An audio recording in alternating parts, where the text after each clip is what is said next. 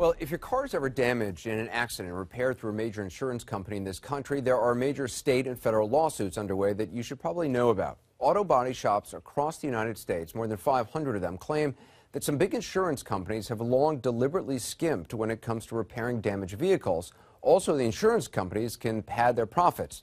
The lawsuits allege it's a scheme that can not only lead to rushed and minimal repairs, but repairs that include using recycled, remanufactured, as one lawyer puts it, junk parts to fix your car. Some attorneys general believe the alleged scheme may have another effect. You could be driving a very dangerous car.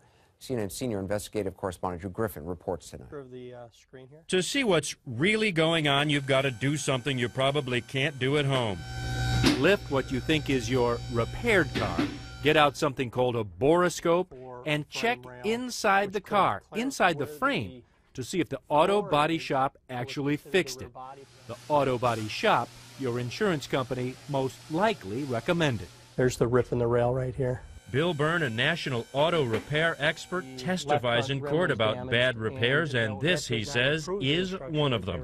The result of a system designed to save money for insurance companies. What they did was they replaced the new end cap on there, and the end cap actually covers that, so the consumer would never see this. It is unsafe. And yet they put it back on the road. Correct. Byrne is now part of the major lawsuit involving more than 500 auto body shops in 36 states, all suing dozens of insurance companies across the country.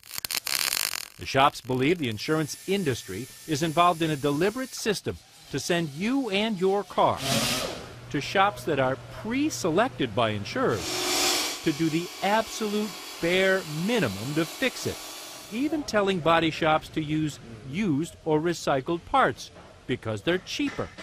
Matt Parker is an auto shop owner in Monroe, Louisiana, who says he sees the same problem. He says State Farm told him to use a remanufactured headlight in a Toyota Tacoma.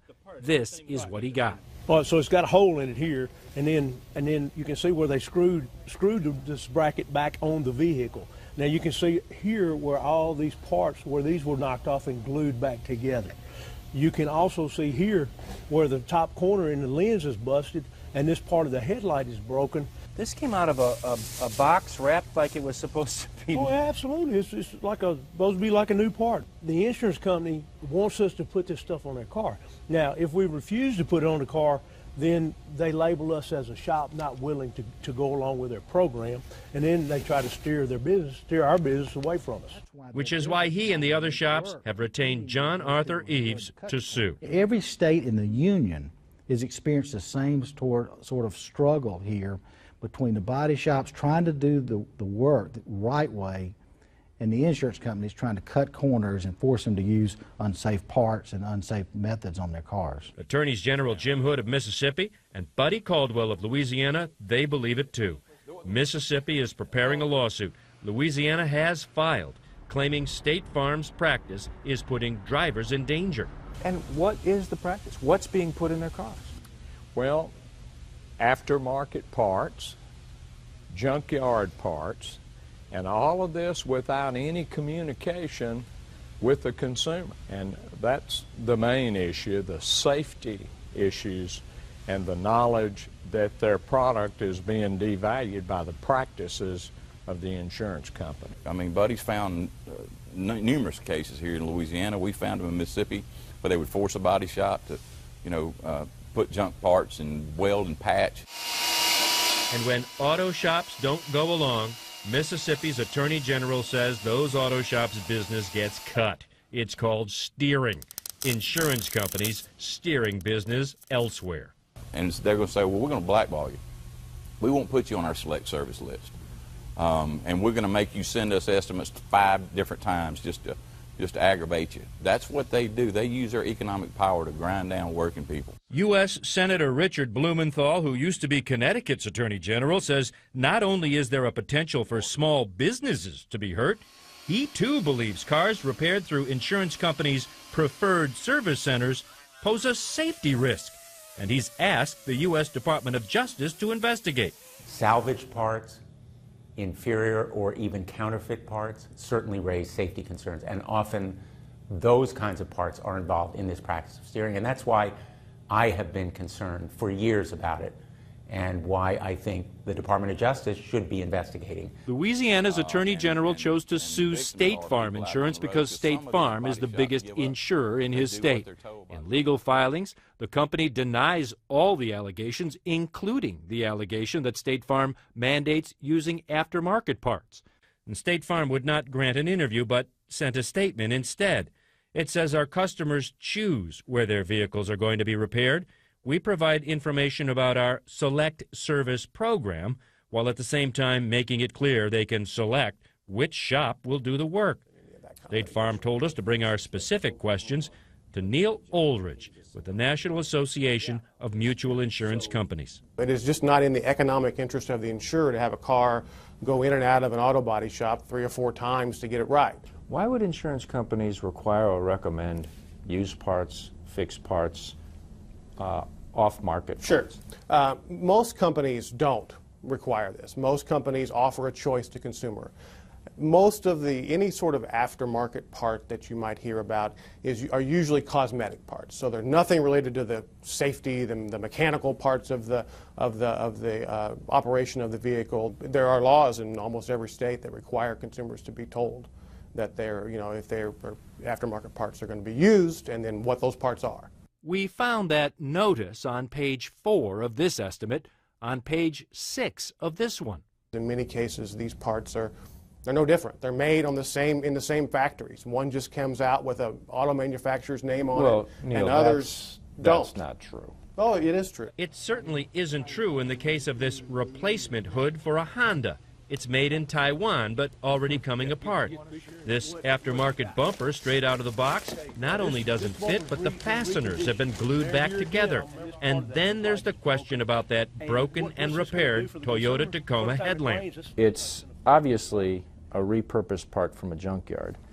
And if you look closely, you'll see how it was glued together, snapped together, in some cases even welded and screwed together. And this is what the insurer told the preferred body shop to put on a car. I mean, look at this. You wouldn't want that in your car. I wouldn't want that in my car. Yeah, I really don't know the circumstances of the pictures, so I really can't comment on it. So are the attorneys general wrong in saying that the insurance industry in a whole, State Farm in particular, is steering their customers to preferred body shops, preferred because they save the insurance company money, not the consumer? The insurance company may provide a list of auto body shops, and the customer can say, no, I want to go to Joe's body shop around the corner. And that's their choice. That is certainly what Progressive Insurance told us happened for this car. Remember, it's the car we told you about earlier, with the ripped tail frame that you could only spot with the borescope. It was hit from behind, repaired at a preferred insurance company shop, and sent back on the road with a ripped and hidden tail frame. It turns out the ripped tail frame isn't all that wasn't repaired. 3 of 4 tire rims are still damaged. The undercarriage of the car has been pushed in, according to auto expert Bill Byrne, and outside the paint job is filled with pockmarks. Progressive Insurance says they didn't choose the body shop, the owner did. Well, this is the owner, Eugenia Randall, a single mom who needs the car to carry around her 2-year-old son Roman. And she remembers the conversation with Progressive much differently. They didn't give me a choice as to where I wanted to take it. They just told me to take it to their preferred body shop. Randall says she thought because it was a preferred shop, it would actually be repaired to a higher standard. But when she picked it up, she immediately knew something wasn't right. Well, cosmetically, to me, it looked fine. But once I got in and got down the street, it just started driving really crazy. And I immediately took it back. So how crazy was Randall's car driving? I decided to find out for myself by getting behind the wheel. Anything over 50 miles an hour, this thing just shakes like a...